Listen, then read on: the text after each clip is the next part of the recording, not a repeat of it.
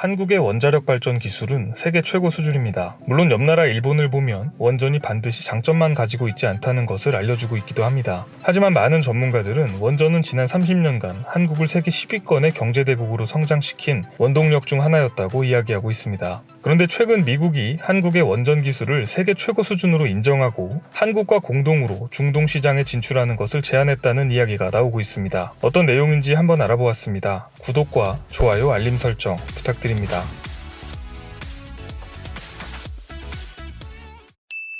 안녕하세요. 세상 모든 잡다한 지식을 알려드리는 잡시광입니다. 2011년 후쿠시마 원전 사고 이후 원전의 위험성에 대해 전 세계가 두려움을 느끼고 있습니다. 하지만 4차 산업혁명에 따른 전력 수요의 폭발적인 증가와 미국, 중국, 러시아 같은 강대국들 간 에너지 패권 경쟁에 따라 최근 원전은 다시 늘어나는 추세입니다. 2019년 5월 세계 원자력협회에서 발표한 원자력 연료 보고서에도 미국과 프랑스를 비롯한 세계 여러 국가들이 기후변화에 대응하기 위해 저탄소 발전원인 원전의 발전 용량을 지속적으로 증가시킬 것이라고 발표했습니다. 즉 원전의 수요가 앞으로도 꾸준히 증가할 것으로 예측한 것입니다. 또한 2011년 동일본 대지진에 따른 후쿠시마 원전 사태 이후 원전 산업에서 일본이 공백기를 갖는 동안 이 분야에서 중국과 러시아가 엄청난 성장을 해왔습니다. 중국이 현재 가동 중인 원전 개수는 47기로 98기를 운영하는 미국, 58기를 운영하는 프랑스에 이어 세계에서 세 번째로 많은 원전을 가동 중입니다. 중국은 2030년까지 가동 원전을 110기까지 늘려 미국을 넘어 세계 원전 가동국 1위가 되겠다는 목표도 발표하였습니다. 또한 러시아의 국영 원전 기업 로사톰은 최근 9년간 세계 시장에서 원전 수주 1위를 달리고 있습니다. 현재 로사톰이 세계 각지에서 건설 중인 원전만 36기에 이릅니다. 미국 입장에서는 과거 이념적으로도 대립관계였고 현재는 에너지 패권국을 놓고 경쟁하는 중국과 러시아의 급격한 원전 산업 성장이 보기 좋을 리 없습니다. 따라서 중국과 러시아의 원전 산업 성장을 견제하기 위해 한국의 손을 잡기로 했다는 이야기가 나오고 있습니다. 먼저 2019년 8월 한국수력원자력은 한국이 독자적으로 개발한 한국형 표준 원자로인 신형 가압 경수로 APR-1400 원전이 미국 원자력규제위원회의 설계 인증을 최종 취득했다고 밝혔습니다. 이 인증이 갖는 의미는 상당합니다. NRC 설계 인증은 미국 정부가 미국 내 건설 및 운영을 공식적으로 허가하는 안전 확인 증명입니다. 즉 한국의 APR-1400 원전은 앞으로 미국에 건설하고 운영할 수 있다는 의미입니다. 미국에서 미국 이외의 다른 국가의 원전에 설계 인증을 내준 것은 APR-1400이 최초입니다. 한국의 원전 기술력과 안정성을 원전의 본고장인 미국에서 인정받았다는 의미입니다. 게다가 미국은 최근 중동에 원전 40기를 건설하는 중동판 마셜 플랜 사업에 한국과 함께하고 싶다는 의사를 밝혔습니다. 중동판 마셜 플랜이란 중동 지역에 40여 개의 원자력 발전소를 건설하여